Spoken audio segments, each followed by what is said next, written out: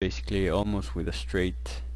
So they're not gonna have flush draws obviously, but still there's gonna be just a ton of straight draws, and that'll affect our strategy in various ways. So the higher frequency of draws is gonna lead to less air in people's ranges, which means less folds. There's gonna be a lot more floating involved than on the last type of boards, simply because it's just much more easier now and more preferable to call with one draw and then try to rep another draw when it comes in. It's kind of tough to combat that, being out of position against a good floater. So what we're gonna try to do at least is to lower our C betting frequency or betting frequency in general, simply because people are gonna have less air and we need to be ready to play the turn. So if our betting range on the flop is too weak, then we won't be able to barrel that many turns or check raise that many turns, which is how we're gonna be combating floating. So yeah, we need to strengthen our flop betting range, and you're probably gonna want to see bet a higher amount in general, since our betting range is definitely gonna be on the stronger side now. The other thing that higher frequency of draw leads to is pure bluffs are not gonna be common, especially 100 BBs deep. Semi-bluffing is gonna be usually just based on equity and not as much on frequency as on the last on the driest boards. This is simply because people are going to be able to resheep over us with a lot more semi-bluffs and stuff, so we shouldn't really be raise folding as often. Draw domination also becomes much more important because you know, it's just much more likely people are gonna put in money with a lot of draws, and you just don't want to be the one with the worst draw in the pot. Alright, so these are the same Pro Poker Tool questions we asked in the last episode. The winning hand type between 3 players, all with 30% ranges. On a board like King, Jack 4, two-tone, you know, 2-pair and full houses and trips are still gonna be high enough on this board because it's heavy. It's gonna be at least more higher than on Jack A3 two-tone, which is the next example. So there's not much difference between those except in those numbers, and that's why the flush is higher on this one. This one is a little bit less connected, so the straight is also lower. On a board like Queen 9-6 Rainbow, there's still not that much difference with 2-pair trips and full houses. It's kind of similar to this one. There's not going to be that many sets and 2 pairs, but obviously, you know, now a whole bunch of cards make straights on the turn, you know, anything from a 5 to a king that doesn't pair the board, and then if the turn's a blank, then the river can still be one of those cards. So it's gonna be a ton of straights by the end. The other question on the right side is how often does a 35 pre-flop range have equity of at least 30% on the flop? And I said I was gonna stop using top 2 pair in these examples, and I just included it to see why. You know, it's pretty likely someone's gonna have 30% on the flop against top 2 pair on this draw of boards. You know, it's 45, 50 and 56%. So I included top set to kind of lower those numbers, but you see, even with top set, people are still gonna be often having hands that are kind of able to continue, or at least have the equity to continue against even 2/3 pot size bets or whatever. So this is kind of why you don't really want to be c-betting with air as much, especially in multi-way pots. Just people are going to be able to continue a lot, and yeah, and it's also why you want to be betting bigger when you do, because there's not much point in betting smaller with, you know, the stronger parts of range that you are betting if people are still going to have enough hands to continue with. So probably just get more value and stuff. Now we move on to heavy boards. There's really not going to be that much difference between heavy boards between this and the last two episodes. You know, the main principle is that top set and top two are definitely fully represented in people's ranges. The main difference here is that there are now monsters like top two with flush draws, set plus flush draws, top two with, you know, an open-ended and stuff like that, top pair with 13 knot wrap, really strong stuff like that makes bear top two even weaker than in the last episode. So especially against someone with a tight preflop range just putting in a lot of money, you don't really want to be holding a bear top two hand on a board like this.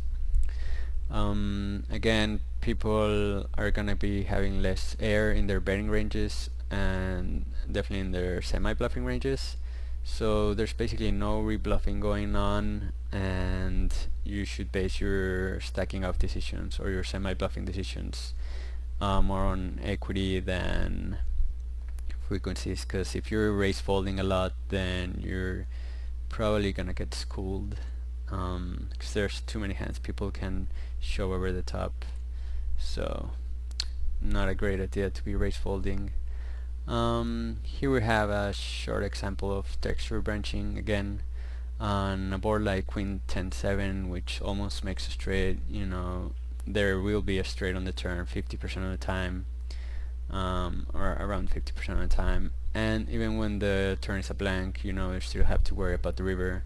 So what does this mean? It means you probably shouldn't be check raising deep with pair Queen 10, because you're only gonna, like, you know, I guess 40% on turns, but even then you have to 50% on turns, but even then you have to worry about the river. So a hand like King Queen Jack 9 that, you know, has much more coverage and dominates a lot of other straight combo draws that are going to be continuing, it's way better to be check raising with that type of hand, especially if you're going to play a river. If you're not going to even play a turn, then Queen 10 is obviously just an inch to the ship, but that's why I wrote deep here. Floating hands on this type of boards, basically any King Jack or Jack 9 and most 9-8s that have, you know, decent side cards are gonna be good enough to float. Probably pair plus nut guarders like Ace Jack 10 are also fine. I'm basically referring to imposition here, but you can see how if you have any of these, then as long as you're willing to turn your hand into a bluff, or, you know, bluff another draw that comes in on the turn, and you have a good rear opponent, should be totally fine, because you obviously have equity and you have position, so what can go wrong? Well, something can actually go wrong. If you're against an opponent that's really only betting with hands that did connect strongly on this board, then you should be able to fold out the bottom end of your floating range against that opponent, obviously. And against someone that's, you know, betting a lot on the flop and then giving up, you could obviously just add in a bunch more floating hands, but that's just dependent on your opponent. King Jack 6, we see that the turn it's gonna be pretty different, basically because of the flush. It's now 20% flush, 20% pair boards, only 25% straights, and the same, about 30% blanks here. However, you can notice here how a hand like ace, you know, the 13 wrap, I guess it's not a 13 wrap, yeah it is, 13 wrap with a nut flush draw has nut coverage on, you know, basically half of the turns, and it does retain a lot of its equity on blanks. And, you know, if you check raise this hand, obviously you can represent paired boards, so it's basically one of the best hands to be check raising or semi bluff racing with on the flop. Whereas something like Bear King Jack only has 4 outs to lock the hand on the turn or the river, and it just loses a ton of its value on basically half the turns are the flush and the straight cards. So, and even if it's a blank, then it might be against a draw that doesn't really mind just calling in position again or whatever, if there's still enough money to see the river. and he just has to worry, the king jack hand still has to worry about the river even if the turn is a blank.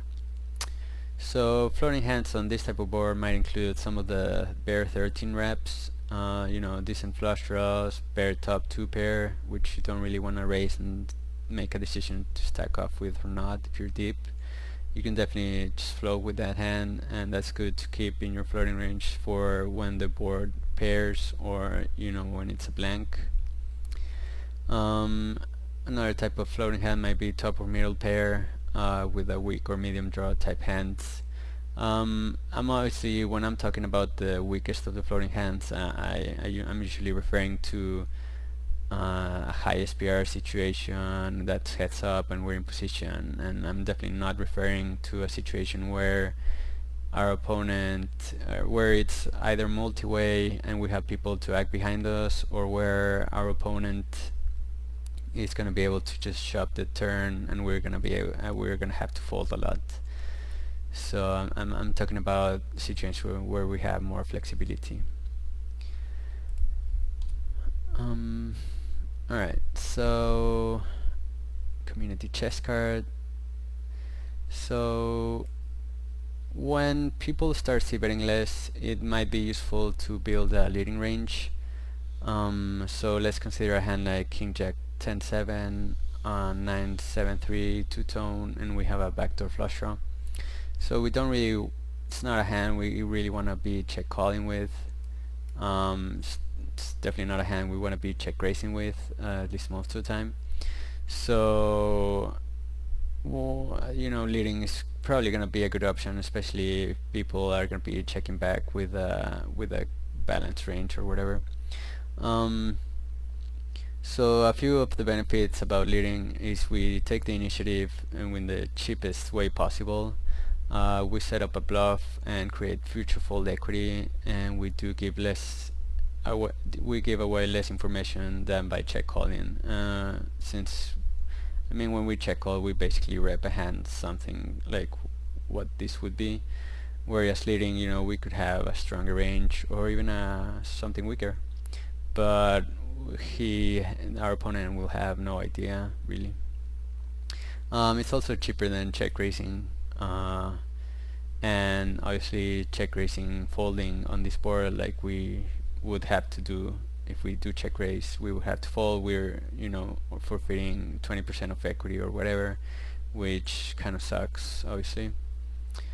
So yeah, this is a situation where I'd be lead folding very often. It's still easy for our opponent to call in position when we lead, especially on these type of board textures, but that isn't necessarily so bad. If if he peels too light, then we just need to have a lot of backdoor equity to be able to barrel or check raise the turn. And if he doesn't call too wide in position when we lead, then we should just increase our leading frequency probably and get more folds, if we're fine with that. Now it gets a bit more tricky when opponents start raising your leads, especially when you're leading hands like this. So you're gonna have to include a bit better hands also in your leading range that can stack off against the raise. So something like queen queen, a decent queen queen plus flush draw on this board could be a hand that you also want to lead, and depending on the SPR, come over the top if your opponent has been bluff raising you and stuff. So yeah, I really like leading on these boards, and it's not that easy for people to fight back as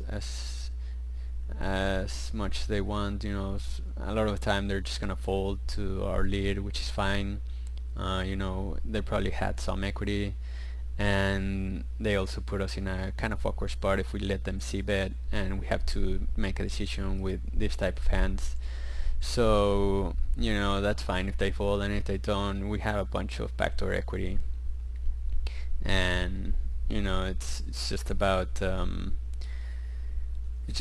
adjusting there. You could argue that him checking back on this type of boards is good for us when we hold this type of hands. That can be true. it just depends on what he's checking back with. If he's checking back air and then folding to a lead on a bunch of turns, then that's probably good for us, and you don't necessarily need to be leading against people like that play straightforwardly. But if people are checking back and then they're checking back with a range that plays well on turn, and so they call the turn, they float, or they raise the turn often, then that's probably not as good for us if they're checking back hands like that, because we don't really get to play that well on the turn anyway. So if that's the case, then I might build a leading range against those opponents and just take the initiative away from them and take the opportunity for them to check back with hands that they want to play the turn with, but not betting the flop. Alright, so on average boards, they're a little bit less heavier, so top 2 pair and sets are less likely. So top pair plus draw becomes a very powerful hand.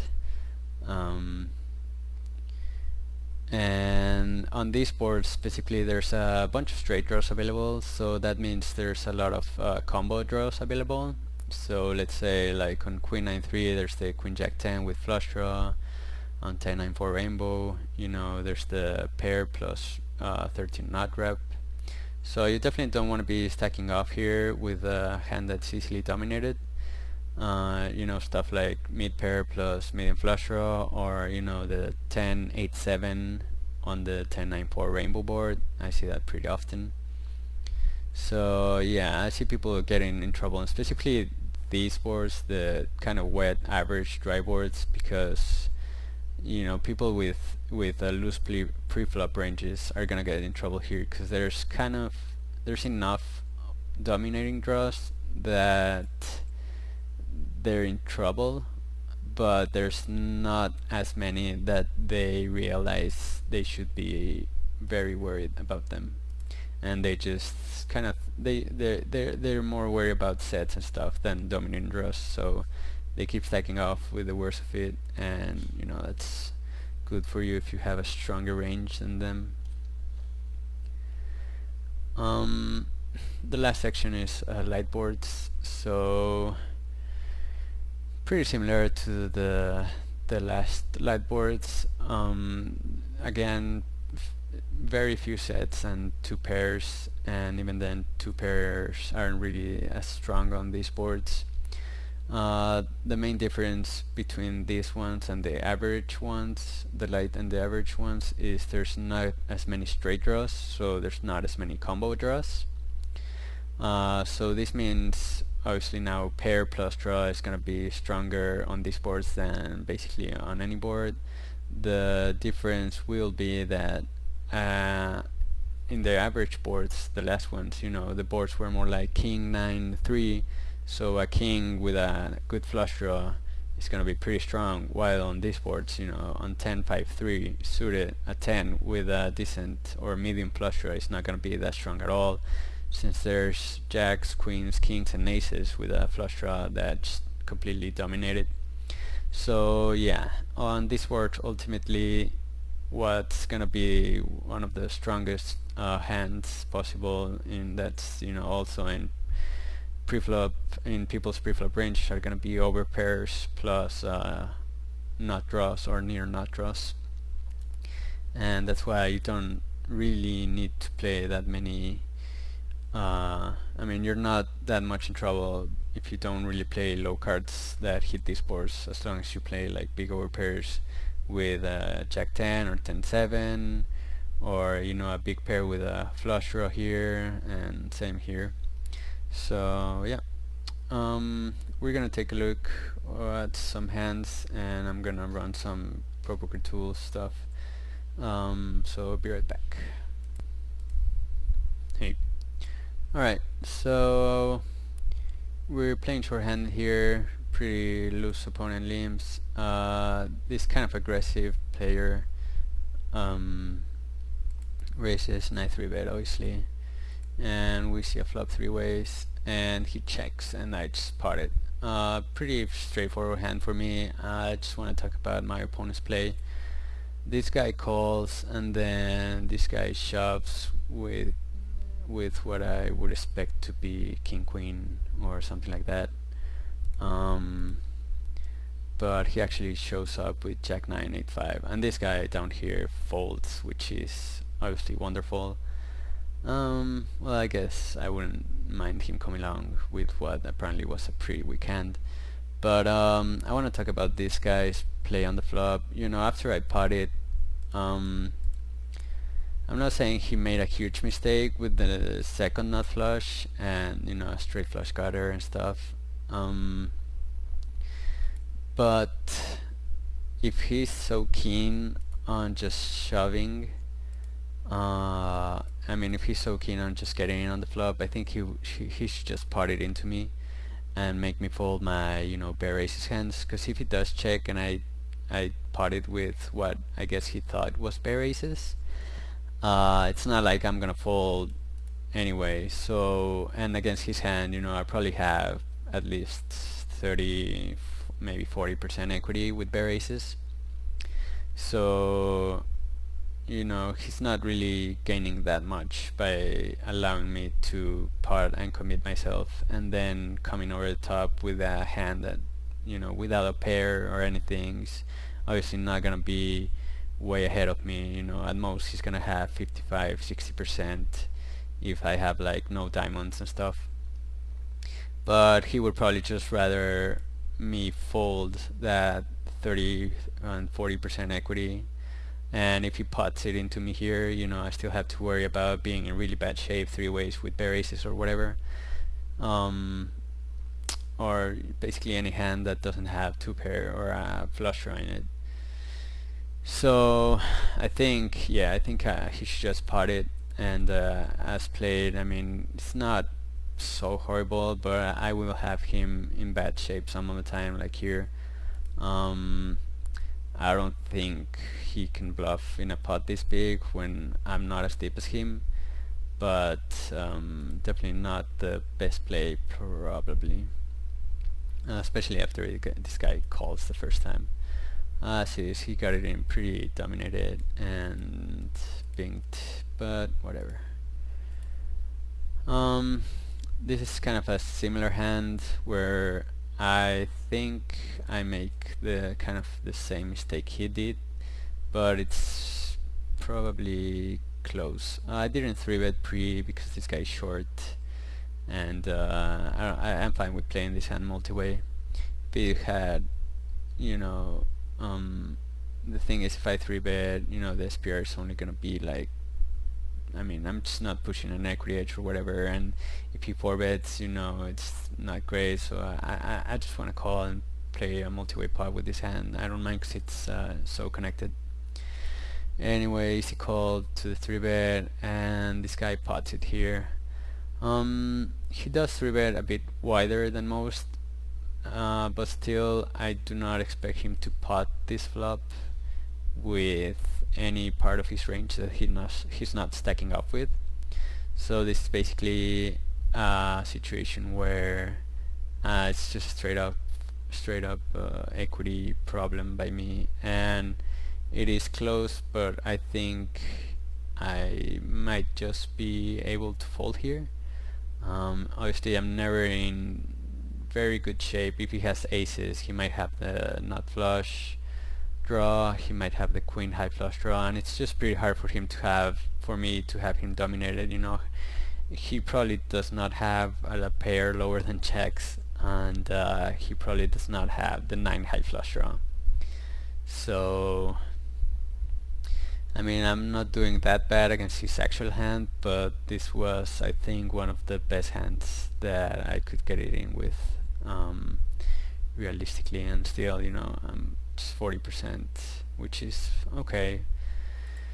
But it's I just think it's a close decision on the flop, especially once he pots it. He bets smaller, and so is likely to be bet folding. Then I think shoving is fine. If he bets really small, yeah, I don't know. I just think once he pots it, he's never folding, and I'm never ahead.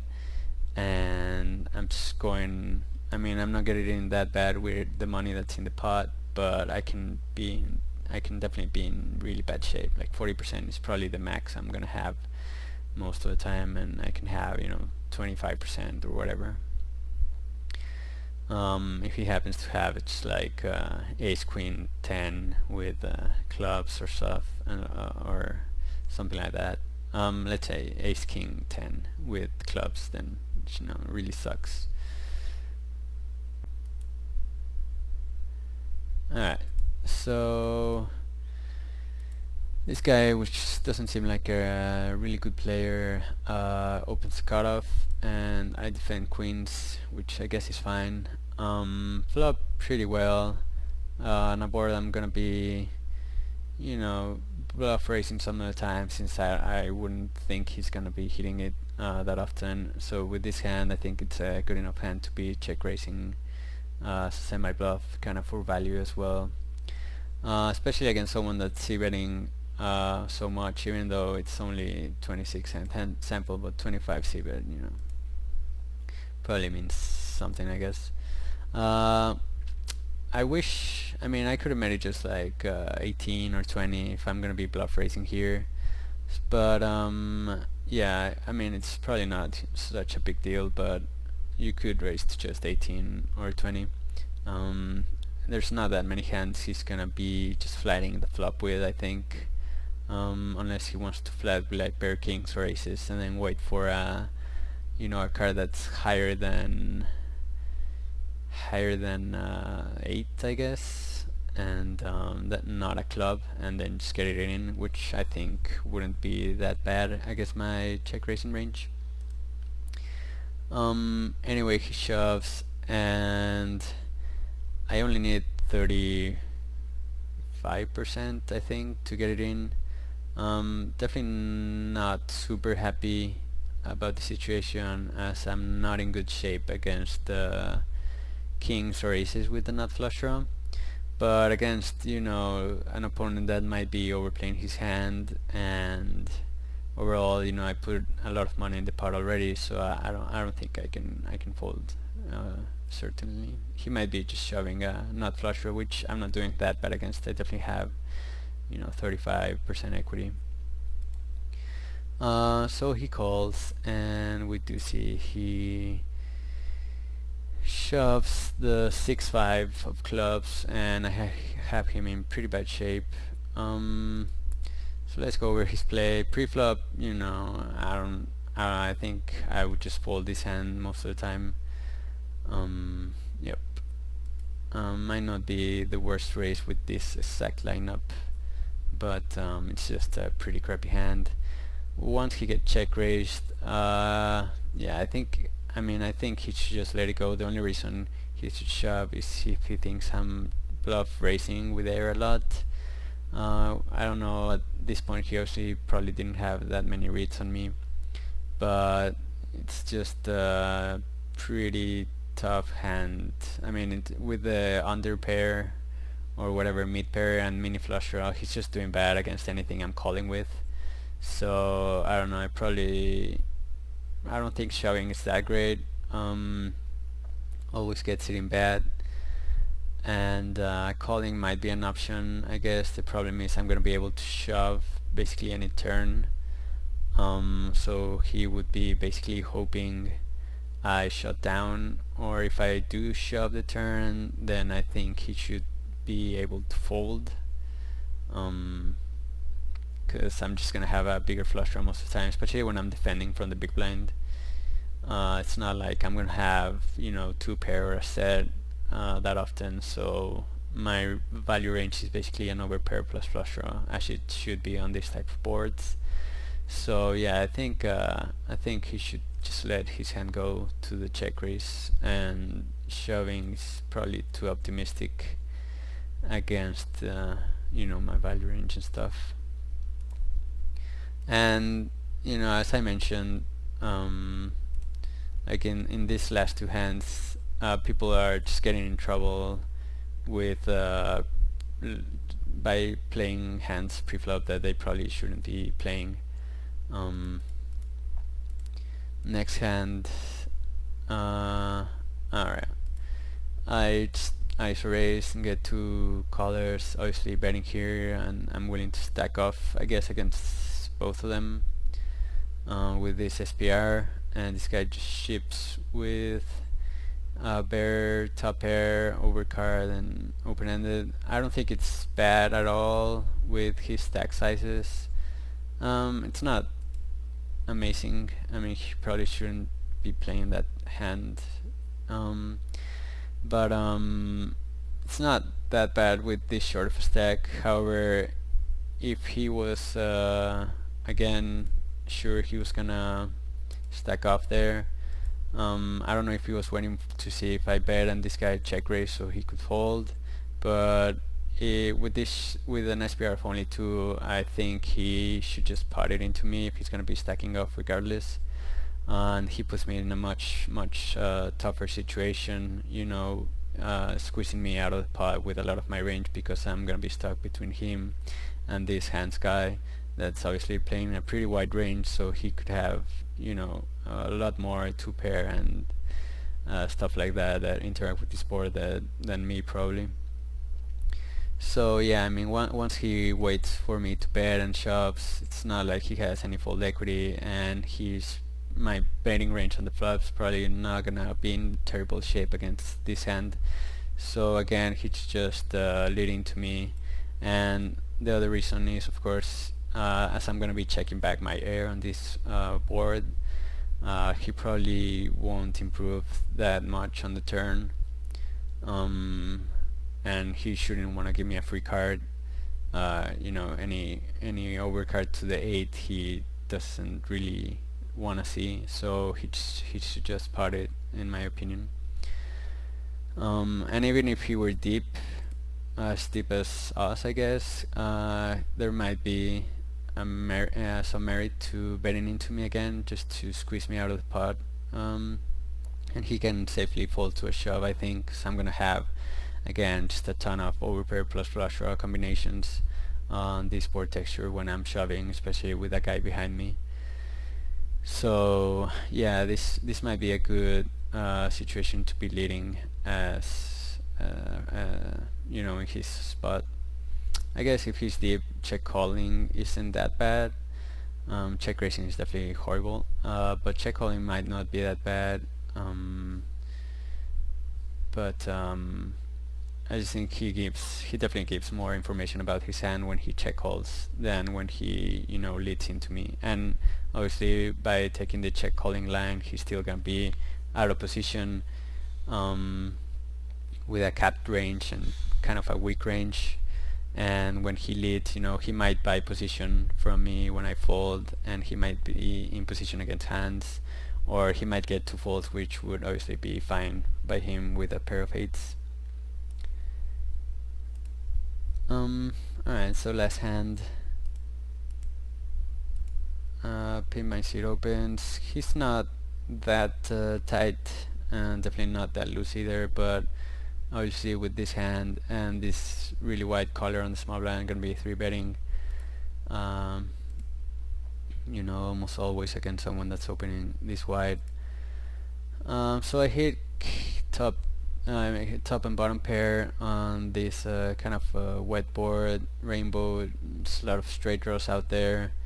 The first guy checks, and I decide to check here. I do play more often with pin my seed, and I know he's pretty aggressive. You can see his aggression factor is 4, and he likes to at least c-bet and barrel a lot. So I was actually going for a check raise here. I don't really like it though. I think the hands he bets are probably gonna give me action if I bet anyway, and I think I'm just allowing him to take a free card with a bunch of his garters and other type of straight draws, and it's obviously not great for me. Obviously if a jack comes, that's fine, but you know, even on an ace, queen, 9 or 6 or 7, I'm not really that happy anymore, and so I definitely should bet it. The other thing is this board hits my 3 betting range in this situation very hard. So yeah, I just don't expect him to be betting with air here as often, especially against, maybe if he knows I like to check raise a lot after 3 betting on boards that parts of my range are not gonna really like. But you know, on the my 3 betting range just hits this board a lot. So if he won't be stabbing often, then I'm just giving him a free card. I'm actually gonna run a simulation. Alright, so I ran a simulation just in Pro Poker Tools on this board, King 10-8 Rainbow. I'm probably gonna be 3-betting about 5 or 6% here only, since he did open from MP and there's another caller already. So I don't know, let's just say 5%. And I asked Pro Poker Tools, how often am I gonna have a hand that's in this range, which is probably the range that I'm gonna be betting on this flop to stack off with this SPR and this lineup, where I can even bet like 29 and he has to make a decision before the short stack. So yeah, any of these hands, and as you can see, you know, my 5% 3-betting range is gonna have one of these hands 72% of the time, and I'm only gonna be, you know, I'm only gonna have missed this flop 27% of the time, and I might have even left out some hands here that I would still be stacking off with. I can't be sure, but just as an estimate, you know, I'm gonna hit this board really hard over 2/3 of the time, so I don't think he's gonna be stabbing that wide, so I don't really like my check. Yeah, so as kind of expected, and unfortunately he checks back. Turn is a king, and the short stack checks again. Now I could just bet here and pimp my seat, might be aggressive enough to bluff raise, but I just decided to continue with my FPS play on the flop, and since he probably won't think I have, you know, any 2 pair, and since he didn't bet himself, you know, I don't think he has any king, and definitely not a boat or anything. So if I bet, I don't know, I might get called by a few straights, sorry, by a few straight draws or backdoor flush draw. If I check, then I'm kind of just giving up on the hand and trying to get more value this way by letting him bet, or if he doesn't bet, then, you know, checking back and hitting one of his straight draws or flush draw on the river, and then I'm gonna be leading out. So I do check, and you know, after we both check twice, he puts out a small bet, which I think is fine. You know, I'm definitely gonna be check folding here a bunch of the time. There's not much reason to check raise on the turn, since, you know, he won't have trips or better often at all, so I'm just gonna get a bunch of folds, and it's not like there's enough room for him to like shove over the top with a bare flush draw with a gutter or something like that, trying to get me off whatever, because he probably thinks I never have a boat here. Anyway, I just called, trying to rep like, I guess, aces with flush draw or something like that, which I might play this way, although probably not.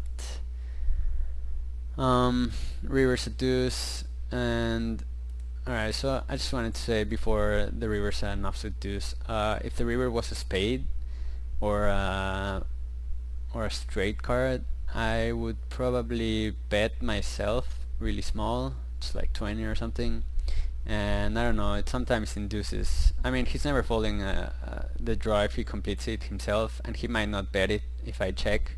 So by leading, you know, I do get a bit of value when he made that draw and doesn't fold it to a small lead.